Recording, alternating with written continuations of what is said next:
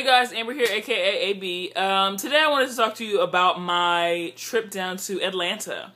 So I'm finally in Atlanta, whoop whoop, and I took the Greyhound to get here. I realized that that was probably the cheapest way of me getting down here because a week and a half ago I drove from Kansas to Atlanta and Atlanta back to Kansas, and it was like $200.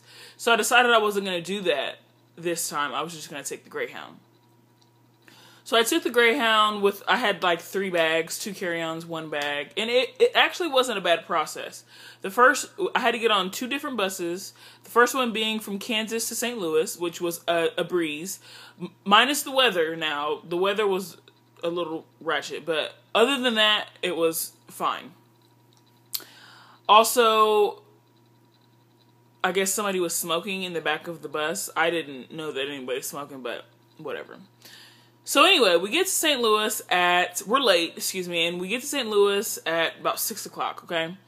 The next bus is supposed to leave at 6:40.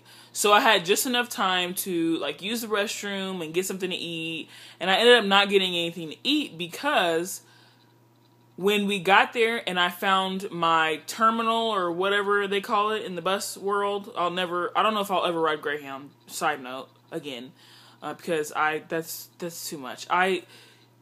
That's too much. But I, got to the terminal, set my stuff down in line, and I wanted to charge my phone before I did anything, because I wasn't that hungry. So, and mind you, it is pouring down like flash flood raining. So they end up taking our bags because it's so hectic outside that they wanted to get all the bags in at one time and be done with it. So they took because the bus driver wasn't there. They took our bags, so we all get in line because we were thinking we're about to get, on the bus. No, that wasn't the case. We find out late, might I add, that the bus driver wasn't going to be there on time. Not only was he not going to be there on time, he's stuck in the flash flood. So this could take a minute. Okay, whatever, as long as he's safe and gets my black ass to where I need to go, whatever. And he needs to hurry the fuck up because I'm standing in line and I don't want to stand in line. For all this, I could have used the restroom and got something to eat, but whatever. So we're all standing in line literally for an hour and 20 minutes before we take off. An hour and 20 minutes. We stood in line for an hour and 20 minutes before we left. Thanks, Greyhound. Thanks. Because I didn't want to stand in the line for an hour and 20 minutes. But nonetheless, I did. Finally, got on the bus. Okay, it's 8 o'clock. It's raining. It is dark by this time. Everybody just kind of wants to chill out because we're fucking tired because we stood up for an hour and 20 minutes. So we sit down and I always analyze people around me. I don't judge, I just analyze. While I was in line, there was two guys. They were friends. I want to say from about 18 to 22. They're somewhere in that range. They were immature, and it was annoying. Whatever. To each his own. Just let me get on this bus before I kill somebody. Finally get on the bus. Where do they sit? Right to the right of me. That's where they sit. Together. Right to the right of me. But whatever. I'm not complaining because most people on this bus have a buddy sitting next to them. Luckily I didn't because I couldn't deal. I think there was only like 2 or 3 of us that didn't have somebody sitting next to them, and I'm so glad that I didn't. But anyway, so they sat to the right of me.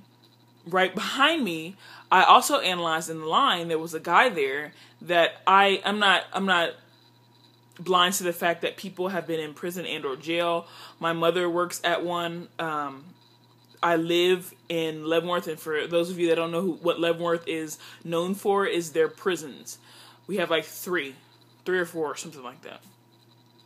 So I know a prisoner and or a person that's been in jail for a very long time. I can spot you out unless, you're just really good. But somebody that's been in for a long time is kind of institutionalized, for lack of a better word. Anyway, so there's this guy. I'm not sure if he's fresh out, but he's been to jail. He's got a braided ponytail. You know, he just looks the part. And no shade. Hey, things happen. But so he sits behind me, whatever, wasn't worried about it. Then there was this girl, 22-year-old girl, I kid you not. She comes and sits right next to him. I don't know if that was her plan. I don't know what the fuck she was on. Okay? So the bus driver's letting us know, you know, get your shit together. You know, we're about to be on this road. We're about to make a stop here, here, and here. Blah, blah, blah, blah, blah. So we start going. These two idiots to the right of me think it's funny to, I guess they're making fun of the bus driver, but they're being so loud that nobody can relax, if that makes sense. I mean, and they're not loud, but they are at the same time. Like, they're not trying to be loud, and they're loud at the same time, if that makes sense. So they were annoying. Not only off the bus, but on the bus. They were annoying. And I have this young girl, the guy that I told you was in prison, he was sitting there, and, you know, obviously I told you the bus was so full that people had to double up. So she ended up sitting with him, and they struck up a conversation. He was going to sleep. That's what his plan was, to go to sleep. Well, he didn't get to do that. I think he nodded off for a couple minutes, and she got his attention and woke him up. Wanted to talk about music and this, that, and the other. Somehow, the conversation got all the way to the point of basically her offering herself to him. I know at one point she asked him, have you ever raped anybody? Of course, he said no, because I don't think that rapists would even admit to raping someone. So of course he said no. Not that I thought he was a rapist at all, because I don't. But of course he said no. And she was like, okay, because, you know, I couldn't be with nobody like that.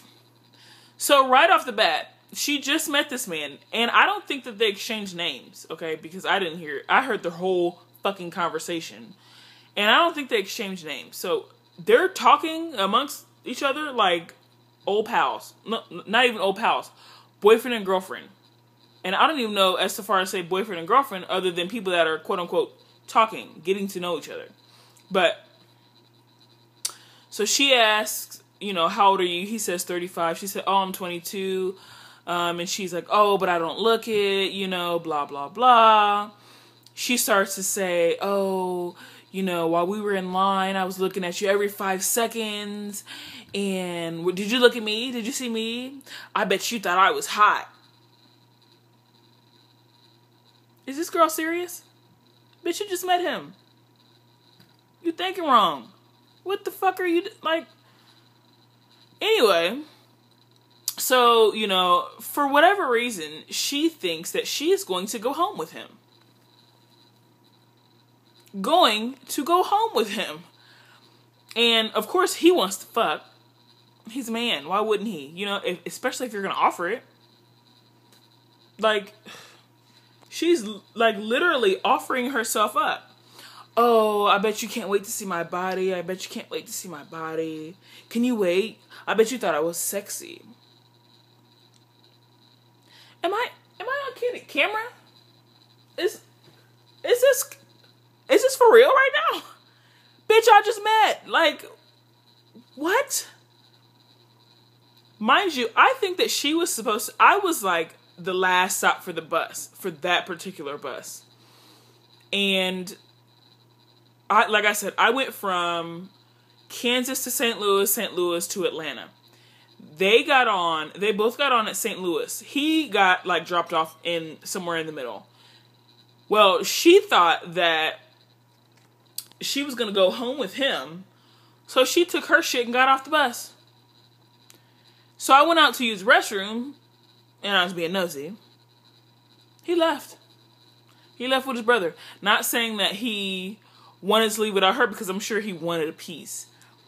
But I guess his brother either said no, or he was tired of her childish ass. I mean, she was laying it on thick. Now, I don't have a problem with, like, flirting, but there comes a point where it's like, dude, or excuse me, woman, you just met this man an hour ago, maybe 2, I'll give you 2, and you're offering yourself, and you're going to go, you really are going to get off at the same bus stop as him so you can sleep with him at his people's house?